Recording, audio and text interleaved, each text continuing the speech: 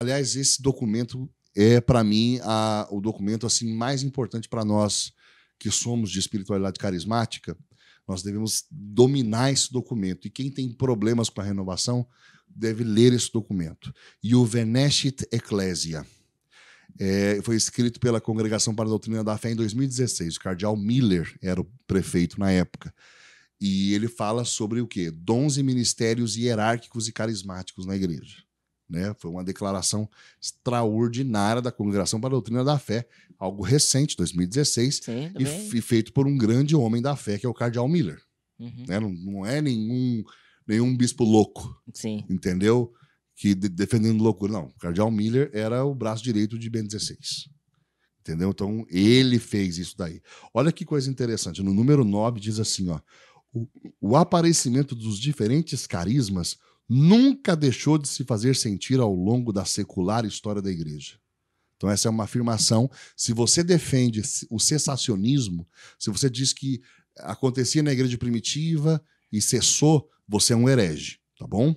Você está errado. A igreja diz que nunca cessaram. Uhum. E, no entanto, somente nos tempos mais recentes é que se desenvolveu uma reflexão sistemática sobre eles. Ou seja, ele diz assim, que com o surgimento da renovação carismática na Igreja Católica, houve uma sistematização oportuna sobre Sim. esses dons e sobre esses carismas. Então, aqui ele faz uma vênia, inclusive, para a renovação. Obrigado, renovação, porque vocês sistematizaram isso. Sim. E de que modo isso foi sistematizado? Tá? Isso aqui é importante.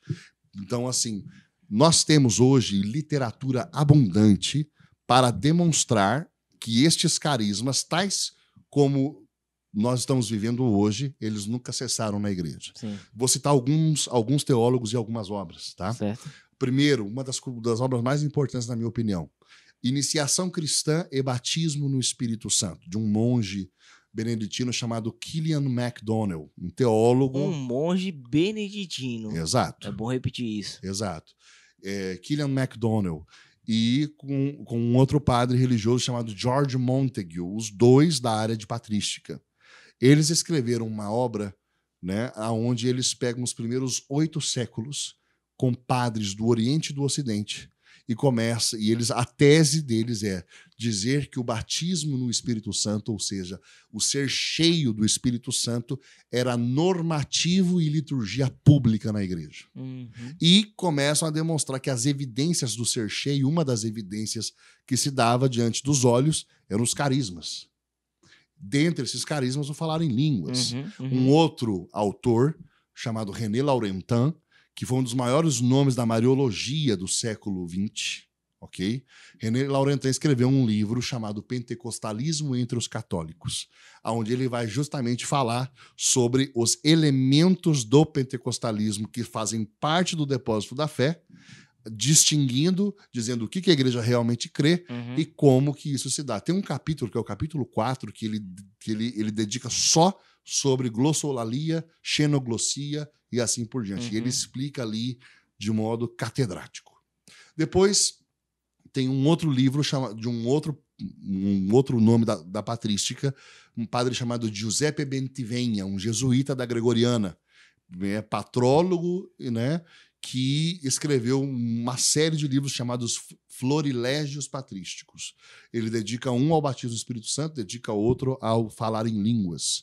E ele começa, um dos pontos auges, né? Ele vai falar de Santo Agostinho.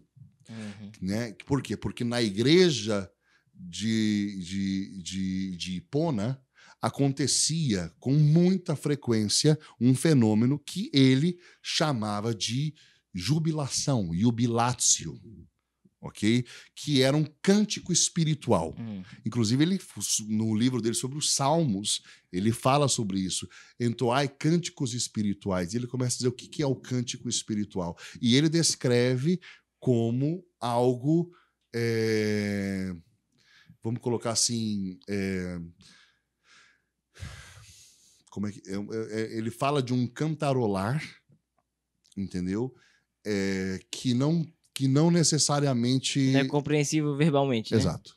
Que não existe... Uma verbalização formal. Exatamente. Basicamente isso. E isso era muito comum acontecer na igreja de Hipona.